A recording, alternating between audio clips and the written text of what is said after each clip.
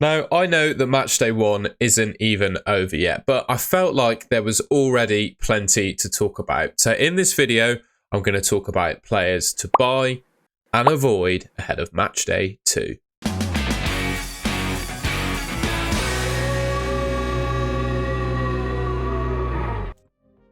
Alright, so the first thing I wanted to talk about, and it's been a theme throughout all of my videos basically, is the Elevenify clean sheet and predicted goals data. This has been really useful for me when it's come to picking my team in the first instance, and I think it's fair to say that it's played off quite well currently.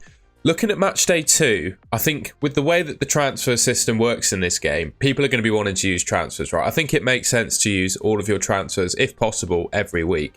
And I think if you've picked, for example, looking defensively at maybe an Italian defender, looking to hop off of them when they play Spain, you know, they conceded to Albania and Spain have just beaten Croatia 3-0.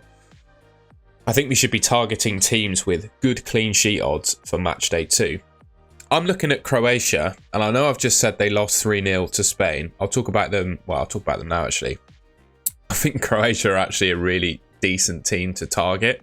Yes, they have just lost 3-0 to Spain. I'm not delusional. I do know that that has happened. But I almost see that as kind of a one-off occasion for Croatia. They have been stalwarts in tournaments of previous years. I know their team is aging, etc. But their stats in recent games are not too bad. They recently beat Portugal in one of the warm-up games for the Euros. Kept a clean sheet against North Macedonia, Croatia. Tunisia was 0-0. Kept a clean sheet against Armenia, kept a clean sheet against Latvia. You know, their defensive record in previous games is really good. So if you're potentially on an Italian defender, I'd be looking to get on to a Croatian, I think. Yes, they have just lost 3-0 to Spain, I know. But I think the best fantasy football players put aside very much recency bias and look for long-term trends in data to pick their players. Basically, I think Guardiola was a good option in this game, and I still think he is a player to potentially buy if you're sitting on someone like DeMarco. He is the best Croatian defender in my mind in the game. He's absolutely nailed on to start. Currently playing at fullback for them, obviously started the game against Spain at left back. We know how good he's been towards the back end of the season playing in that position for Man City. Also been really good for clean sheets and for attacking returns as well. So yeah, what a player he's been towards the back end of the season. And yeah, I really like him as an asset. Yes, I know for some people, you might completely think I'm talking rubbish saying buy a Croatian defender after they've just lost 3-0 to Spain. Understand that. But I do think with the record that they have defensively and the fact that they've got Albania for matchday 2, I would say having watched the game, yes, they did score a goal, but it kind of stemmed from an Italy defensive issue rather than Albania being good going forwards and actually creating the chances. For most of the game, they just didn't look at the level of a Euros team, or at least a team that will get through the group stages. So yeah, for that reason, I still think they're a team to target, and I'd be looking to get Guardiola.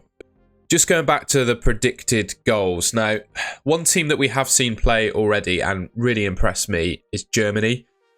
I know it was one game against Scotland, and I'm kind of using the recency bias argument to talk up Croatia.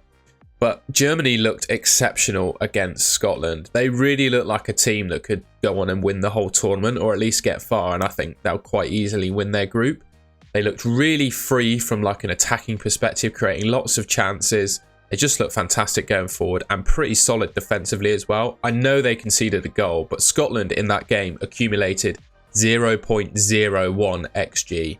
You might not be an XG fan yourself if you're watching this video, absolutely fine. But for me, seeing a team creating 0.01 XG suggests that the other team was very good defensively. And yeah, for me, I think Germany still tick the defensive box as well. In going forward, you've got the likes of Musiala, Müller. Well, Muller's more of a bench option. I probably shouldn't have said him. Gundogan and Wirtz. All of those guys were involved in goals on Friday night. Time loses me when the Euros are on. I'm just watching football all the time.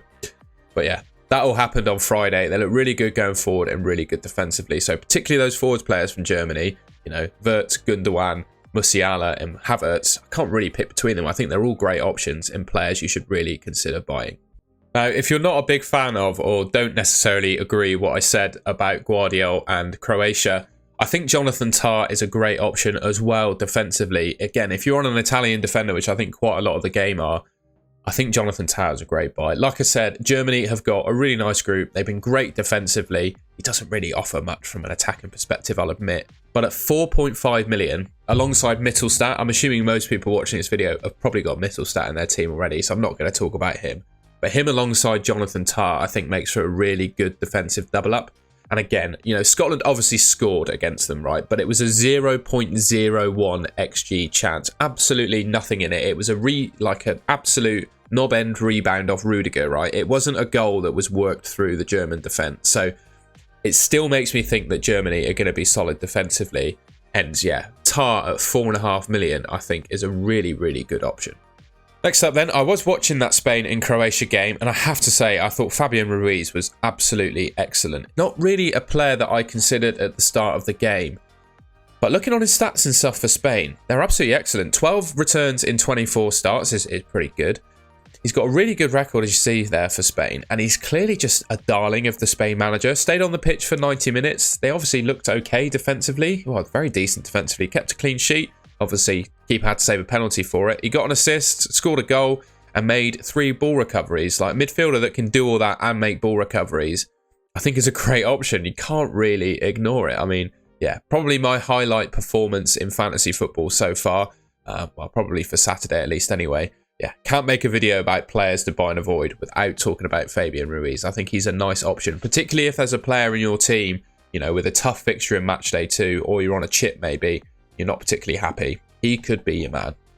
Just a couple of players to talk about then on the avoid list for now. Xherdan Shaqiri, he was actually in the second to last draft that I made and uploaded to YouTube, I'm ashamed to say. I had him starting for Switzerland, to be honest. I was doubtful as to whether he'd play 90 minutes, but I was almost like 100% certain he'd be starting, taking free kicks in pens and being a threat for them, as he has been in international tournaments gone by. But yeah, he just didn't play. Didn't even get off the bench either. So an absolutely, yeah, bit of a disaster really if you went for him. And I'm sorry if you did of the result of my my video. I mean, everything was written for him to have played that game. So it's a bit of a shock that he didn't. But given he didn't play, didn't even get in off the bench, might have been something going on with the manager there that we don't know about. I don't know. You can't consider him as an option anymore. And I think going through the German midfielders and Fabian Ruiz as well, I've already spoken about some potential replacements for him. But if I had him in my team, you obviously got a bench to cover as well. I'd just be looking to get rid. And the same for Grimaldo of Spain.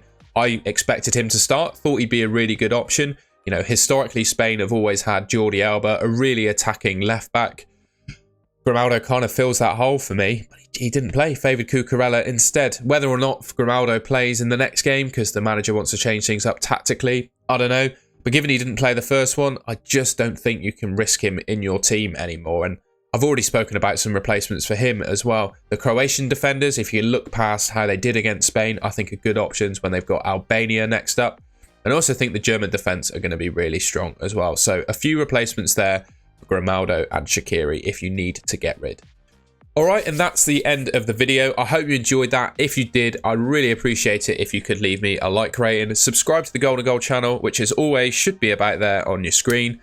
Yeah, thank you very much for watching. I just want to say, by the way, I really appreciate all the support and views I've had on the channel in the build up to the Euros. Some of my most viewed videos ever have been as a result of this. It's been an absolute pleasure making the content, communicating with some of you, I guess is the right way to say it, on streams and stuff and in the comments. Yeah, it's been great having you around, and yeah, long may it continue. So thanks for watching, and I will catch you in my next video.